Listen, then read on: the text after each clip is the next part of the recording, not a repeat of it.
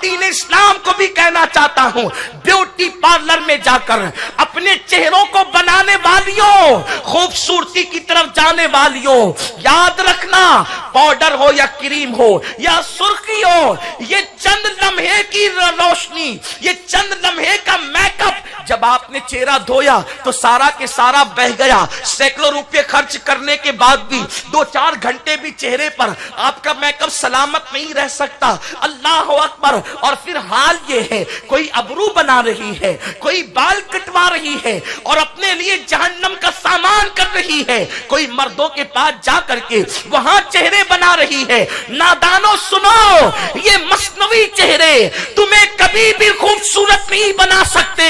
خوبصورتی کا راز مصطفیٰ جان رحمت نے عطا فرمایا۔ میرے سرکار فرماتے ہیں جو کثرت کے ساتھ وضو کرے گا اس کے چہرے دنیا میں بھی چمکیں گے، موت کے وقت بھی چمکیں گے اور قیامت میں بھی ان کے چہرے چمکتے نظر آئیں گے۔ میں آپ سے پوچھنا چاہتا ہوں، وضو سے بڑھ کر آخر میک اپ کیا ہو سکتا ہے؟ نورانیت کیا ہو سکتی ہے؟ روشنی کیا ہو سکتی ہے؟ میرے سرکار نے تو وضو کرنے والوں کو دنیا میں بھی چمک کی بشارت عطا فرمائی اور آخرت میں بھی چمک کی بشارت عطا فرمائی۔ سرکار علیہ الصلوۃ والتسلیم نے صحابہ سے فرمایا، اے میرے صحابہ، میں اپنے امتیوں کو قیامت کے دن پہچان لوں گا۔ صحابہ نے عرض کی، آقا وہاں تو کروڑوں لوگ ہوں گے، وہاں تو بے شمار لوگ ہوں گے، آپ کیسے پہچانیں گے؟ میرے آقا فرماتے ہیں، یہ بتاؤ اگر کالے گھوڑوں میں سفید گھوڑوں کو کھڑا کر دیا جائے تو سفید گھوڑوں کا مالک کیا اپنے گھوڑوں کو نہ پہچانے گا؟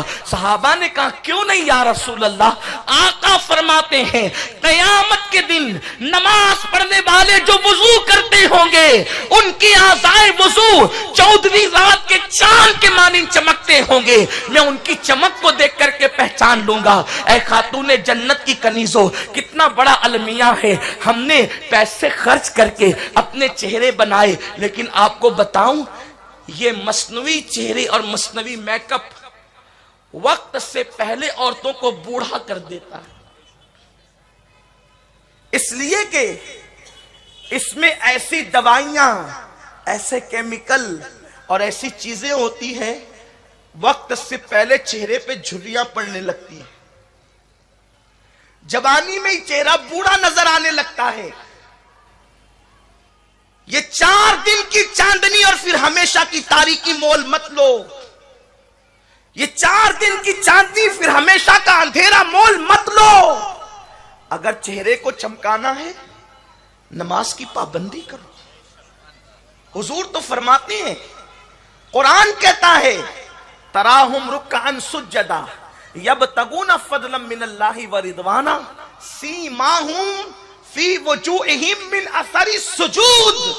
اللہ کا قرآن کہہ رہا ہے جو اللہ کے لیے رکوع اور سجود کرتے ہیں اللہ سجدوں کی برکت سے ان کے چہروں کو چمکا دیتا ہے، ان کے چہروں کو رانائی عطا کرتا ہے۔ صابن کا ایجاد تو ابھی ہوا ہے، حضور کے پردہ فرمانے کے بعد ہوا ہے۔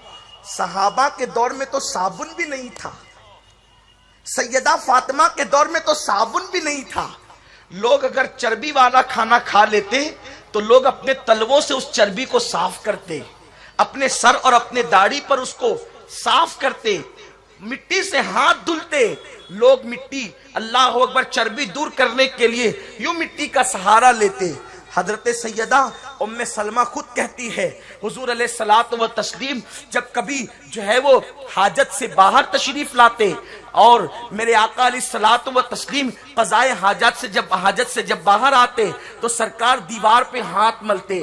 فرماتی میں ابھی بھی تصور میں حضور کو دیکھ رہی ہوں کہ حضور باہر تشریف لا کر دیوار سے ہاتھ مل رہے ہیں۔ پتا چلا صابن کا تصور اس وقت نہیں تھا، لیکن وہ کیا چیز تھی کہ صحابہ کے بارے میں قرآن کہتا ہے सीमाहुम फी वजूहिम मिन असरि सुजूद। आप मुझे बताएं, अगर साबुन चेहरे चमकाता तो ये चेहरे सूने सूने क्यों नजर आते हैं? ये चेहरे बेरौनक क्यों नजर आते हैं? ये चेहरे बेनूर क्यों नजर आते हैं? सफेद चमड़ी का नाम नूरानियत नहीं है, सफेद चमड़ी का नाम हुस्न नहीं है, इसलिए कि अंग्रेजों की चमड़ियां तो सफेद होती है लेकिन चेहरे देख करके घिन आती है।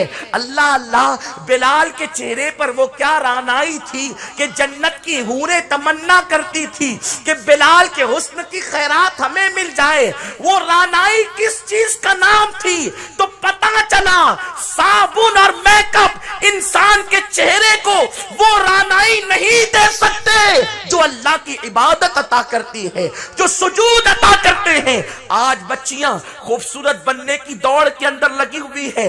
अगर टीवी पर इश्तिहार आ जाए कि फला क्रीम नया निकला है, इसको 8 दिन इस्तेमाल करो तो चेहरा सफेद हो जाएगा, चेहरा खूबसूरत हो जाएगा, ये लगाओ तो चेहरा खूबसूरत हो जाएगा, तो लोग उसके लिए हजारों रुपए खर्च करते हैं। लेकिन अल्लाह अकबर, अल्लाह के कुरान ने कहा सीमाहुम फी वजूहिम मिन असरि सुजूद, सुजूद की बरकत से चेहरे चमकते हैं। ऐ खातूने जन्नत की कनीजों, अपनी फिक्र को बदलना होगा। मजहब इस्लाम ने तुम्हें कहीं भी यतीम नहीं छोड़ा, मजहब इस्लाम ने कहीं भी तुम्हें बेसहारा नहीं छोड़ा। तुम मजहब से दूर होते जा रहे हो, मजहब से दूर मत जाओ। जो मजहब से दूर जाते हैं वो हलाक कर दिए जाते हैं, वो तबाह बर्बाद कर दिए जाते हैं। ऐ खातून